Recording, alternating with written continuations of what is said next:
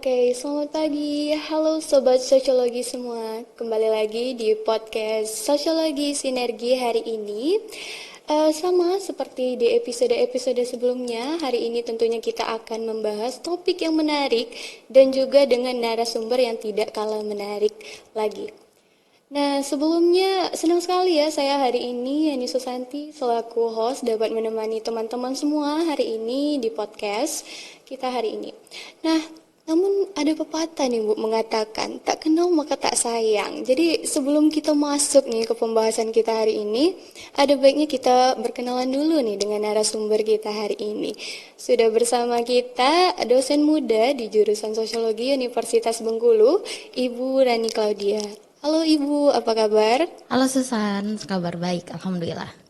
Terima kasih Ibu ya sebelumnya karena hari ini sudah meluangkan waktu ya Bu untuk ikut podcast hari ini. Nah sebelumnya teman-teman di rumah juga mungkin ingin berkenalan nih dengan Ibu. Boleh Ibu perkenalan diri dulu? Oke, boleh. Mungkin kalau untuk mahasiswa sosiologi udah pada tahu ya. Sebelumnya perkenalkan saya Rani Claudia, dosen muda di jurusan sosiologi. Ini tahun kedua.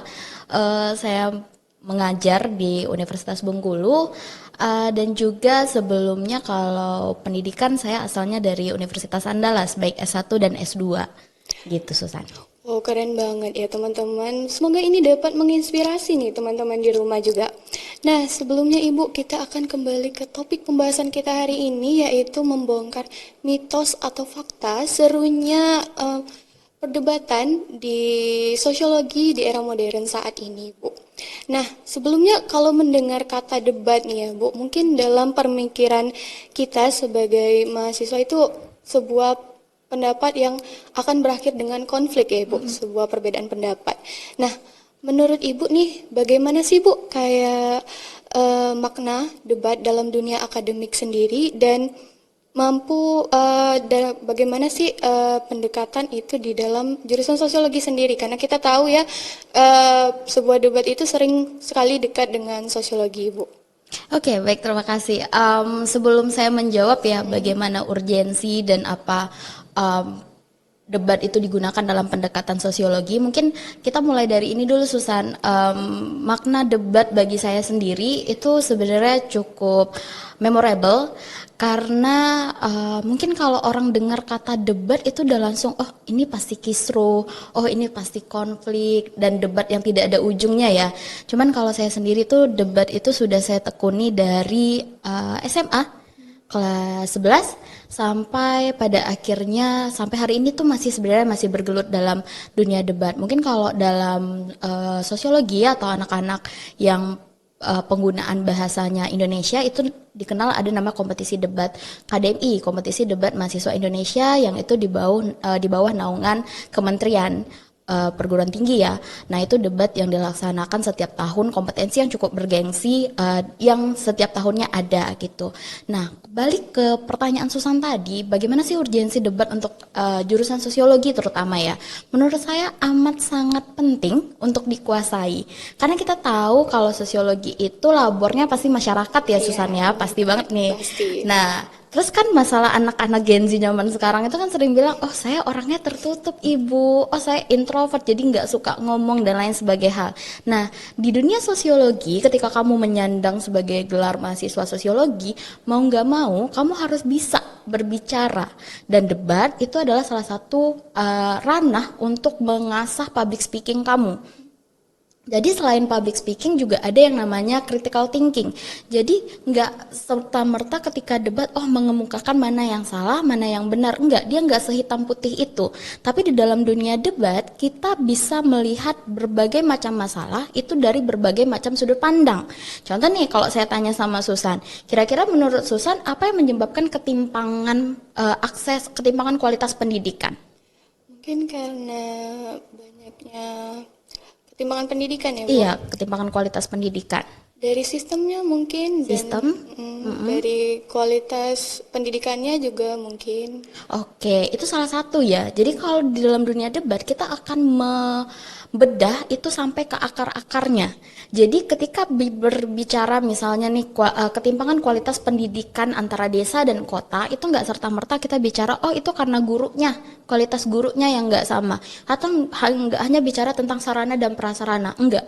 Tapi jauh di balik itu kita bicara tentang bagaimana lingkungan, bagaimana keluarga, bagaimana privilege yang dimiliki oleh anak-anak yang di desa sama di kota itu berbeda, starting point mereka berbeda. Nah, di dalam dunia debat kita berbicara tentang itu. Bagaimana melihat suatu masalah itu sampai ke akar karena masyarakat itu layernya banyak dan kompleks ya. Terus kemudian kita merumuskan kebijakan seperti apa atau rekomendasi program seperti apa yang baik untuk mengatasi suatu masalah kayak gitu. Oke Ibu, dari sepertinya juga sudah cukup banyak ya Bu pengalaman Ibu tentang debat dan juga sempat ya Susan melihat ada di Google itu kalau kita cari ada juga Ibu sempat menang lomba debat juara 1 di tahun 2017 ya Ibu ya? 2000 ya mungkin Iya. ada. Nah Ibu, tadi kita sudah membahas tentang mengapa sih terkait dengan sosiologi ya Ibu pendapat. Nah, di sini Susan juga ingin menanyakan mengapa sih Bu dalam sosiologi itu sering muncul banyak pendapat yang berbeda untuk menjelaskan fenomena yang sama. Kayak dalam sosiologi itu kan kembali lagi ya Ibu ke debat tadi ilmunya sangat bercakupan dengan masyarakat. Nah, seringkali baik di era sekarang kan media digital itu sangat dekat dengan kehidupan sehari-hari dan banyak sekali pendapat yang sama namun malah menjadi sebuah konflik nih Bu. Nah, apa sih Bu perbedaan pandangan ini justru menjadi kekuatan dalam ilmu sosiologi Ibu? Oke, baik. Gini, balik ya kayak saya bilang tadi, kalau dalam sosiologi itu ilmunya hidup. Ilmu yang harus dinamis, yang dia harus mengikuti perkembangan zaman analisisnya. Maka kalau kita belajar di kelas, kita kan kenal ya teori itu ada berbagai macam tingkatannya, mulai dari klasik, modern, kemudian posmo. Nah, teori-teori seperti itu kan berkembang dikarenakan ada debatable di dalamnya, ada perdebatan di dalam tentang teori itu. Itu berkaitan tuh sama kuliah kita dengan ilmu kita sosiologi, bahwa segala sesuatunya itu tidak bisa dilihat dalam satu sudut pandang saja gitu. Makanya kalau Susan tanya tadi kenapa ya untuk menjelaskan satu fenomena aja itu banyak sekali sudut pandangnya. Ya karena seperti itulah kita tidak bisa menjudge sesuatu karena orang sosiolog harus bebas nilai, ya kan? Nah, misalnya gini, ketika berbicara tentang kebakaran pasar, kalau kita pakai sudut pandangnya konflik, teori konflik, kita akan melihat siapa sebenarnya yang diuntungkan dari kebakaran pasar ini. Tapi kalau kita melihat dari sudut pandangnya struktural fungsional, kita akan lihat bagaimana sistem-sistem di dalamnya bekerja sama untuk mengatasi permasalahan ini. Bagaimana damkarnya, bagaimana pemerintahnya, bagaimana masyarakat yang terdampak terhadap kebakaran ini untuk mengatasi dampak dari kebakaran itu sendiri gitu. Jadi kalaupun seandainya di dalam debat itu ada pertentangan, karena kan konflik tidak harus baku hantam ya, tidak harus jambak menjambak kan, tidak seperti itu. Selama ada pertentangan dan pergesekan itu juga udah kategorinya konflik. Lalu apakah itu selalu buruk? Enggak, justru terkadang konflik itu bisa bawa sesuatu yang positif. Misal meningkatkan ikatan solidaritas di dalam kelompok karena ada konflik yang berasal dari eksternal tadi gitu. Jadi dari debat Susan kita bisa melihat sesuatu itu dalam perspektif yang berbeda. Bahkan di dalam dunia debat, sebelum kita mengemukakan argumen terhadap kita setuju dalam posisi tertentu, kita akan melihat kira-kira di posisi yang kita tidak setuju bagaimana ya pendapat kita, kayak gitu. Jadi analisisnya jauh lebih dalam dan lebih humanis, lebih ada empati di dalamnya gitu. Oke, cukup berdekatan juga ya Bu dengan kuliah kita saat ini, apalagi di jurusan sosiologi itu fenomena-fenomena sosial tuh semua diteliti ya Ibu. Iya, semua diteliti. Nah Ibu, menurut Ibu isu sosial apa sih Bu yang paling berdekatan dengan kehidupan sosiologi dan masih sampai sekarang itu masih sering dijadikan sebuah bahan untuk mengkaji, untuk dijadikan sebuah bahan perdebatan lah dalam lingkup sosiologi untuk yang saat ini ya Bu. Untuk yang saat ini, isu kalau dalam dunia debat itu ya adalah isu-isu terkini. Ya. Jadi apapun isu-isu sosial terkini itu pasti diperdebatkan. Kalau dulu zaman saya kuliah awal-awal ya, itu isu yang paling booming itu adalah tentang LGBT. Nah, itu berkali-kali muncul dalam mosi perdebatan tentang pro kontra LGBT. Nah, kan kalau orang awam ya langsung mengatakan LGBT itu salah gitu kan. Tapi dalam dunia debat kita akan bicara tentang bagaimana kenapa itu bisa muncul, bagaimana penanganan yang baik, lalu kemudian siapa yang menjadi korban dan lain sebagainya hal. Nah, kalau sekarang itu ya paling program-program pemerintah ya. Itu banyak program-program pemerintah hari ini. Bisa dari MBG, Koperasi Merah Putih, Kampung Nelayan dan lain-lain. Atau misalnya kalau yang Gen Z yang paling dekat banget tentang media sosial.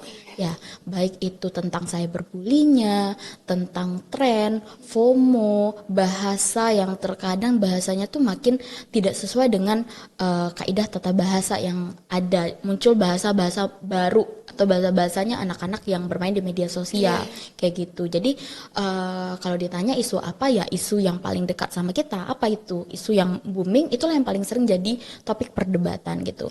Jadi serunya dalam dunia debat itu ya Susan, makanya kenapa harusnya anak sosiologi tidak takut untuk debat karena dengan alasan public speaking nggak bisa tadi atau malu atau introvert dan lain sebagainya hal, justru ini sangat membantu perkuliahan kalian karena dengan debat kita akan terus update dengan isu-isu yang ada gitu. Nah, balik lagi sekarang kan media sosial tuh sudah sangat dekat ya Bu dengan kehidupan sehari-hari.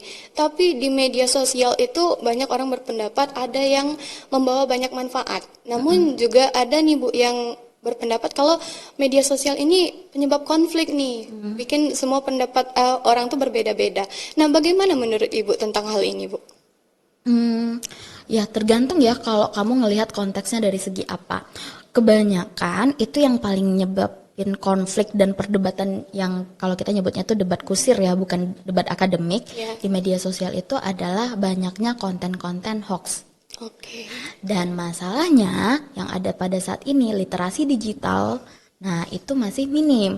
Jadi tuh gampang banget termakan hoax dengan highlight berita, dengan sumber berita-berita yang sumbernya itu belum terlalu valid dan kita tidak tahu itu penyebar pertamanya siapa. Lalu udah seketika dikonsumsi gitu aja tanpa ada filterisasi, tanpa ada cek terlebih dahulu kira-kira ini bener nggak ya kayak gitu kan. Nah itu yang kemudian membuat perdebatan atau konflik di media sosial itu seperti debat kusir yang nggak ada faedahnya karena tidak berbasis data, tidak berbasis kajian ilmiah gitu. Nah, juga ini balik lagi ya Bu, ke media sosial itu kalau sekarang itu merupakan sebuah kebutuhan sehari-hari ya, karena sangat dekat banget apalagi di era digital saat ini.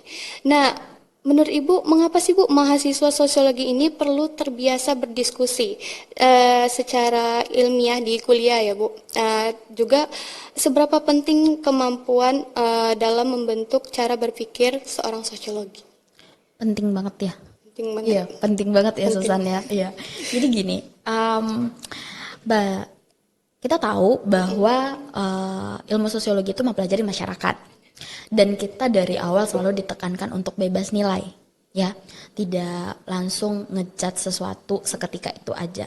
Tapi bukan berarti dengan bebas nilai kita tidak bisa menilai, ya kan?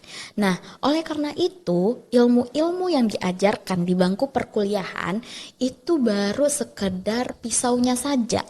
Ya, pisau yang kamu gunakan untuk membedah fenomena atau masalah yang ada di masyarakat. Gitu.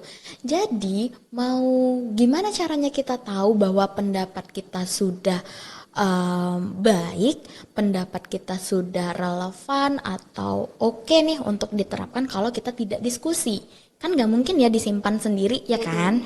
Nah diskusi itulah yang untuk melihat bahwa ternyata dalam susunan pola pikir kita dalam kritisasi kita tuh ternyata ada yang salah nih, ada yang miss nih Kan kita sering nggak bisa melihat kekurangan kita sendiri ya, justru yang bisa ngelihat itu orang lain. Nah dari diskusi itu, jadi ada dialektika di dalamnya, ada pertukaran ide gitu. Makanya tidak pernah ada benar dan salah dalam menganalisis suatu fenomena sosial, tapi sudah cukup tepatkah analisismu atau rekomendasi kebijakanmu kayak gitu. Mungkin kalau di kelas ya, misal nih kalau ujian sama saya rata-rata soalnya analisis terus ya, Iya, Susan ya, dikasih masalah, terus nih minta nih analisis. Nggak pernah kan ya yang saya ngasih soal sebutkan pengertian dari ini, kan nggak nggak pernah. pernah. Karena kita butuh analisis, levelnya sudah pada level analisis gitu.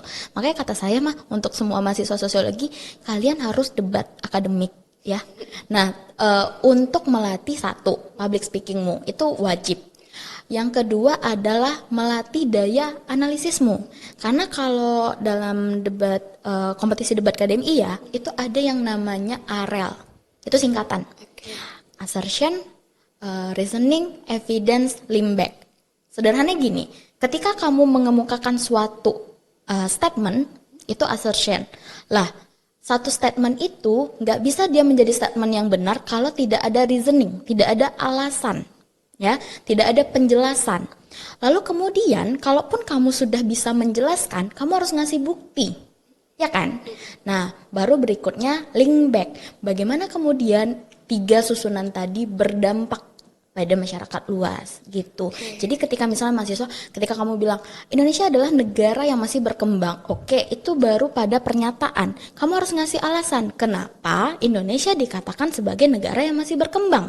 Ya kan? Setelah itu kasih bukti bahwa kenapa Indonesia itu buktinya dia masih negara berkembang. Contoh dari peningkatan perekonomian, dari kekuatan rupiahnya, dari pendapatan masyarakatnya, dari pajak, PDP, APBN dan lain sebagainya hal. Baru kemudian limback. Jadi kenapa kemudian negara Indonesia menjadi negara berkembang, dampaknya akan seperti A, B, C dan D gitu. Itulah sebuah pernyataan yang ilmiah. Gak hanya sekedar ya Indonesia adalah negara yang berkembang, buktinya aja kita masih miskin semua. Nah, itu adalah sebuah pernyataan yang tidak ilmiah. Nah, itu yang nanti bermuara pada debat kusir. Nah, gitu. Oke, cukup menarik ya Ibu pembahasan kita hari ini ya Bu. Nah, di sini kan Ibu tentunya sudah banyak sekali ya Bu pengalaman, apalagi di bidang debat ya Bu. Nah, menurut pengalaman Ibu, kesalahan apa sih Bu yang paling sering dilakukan mahasiswa ketika menganalisis suatu fenomena?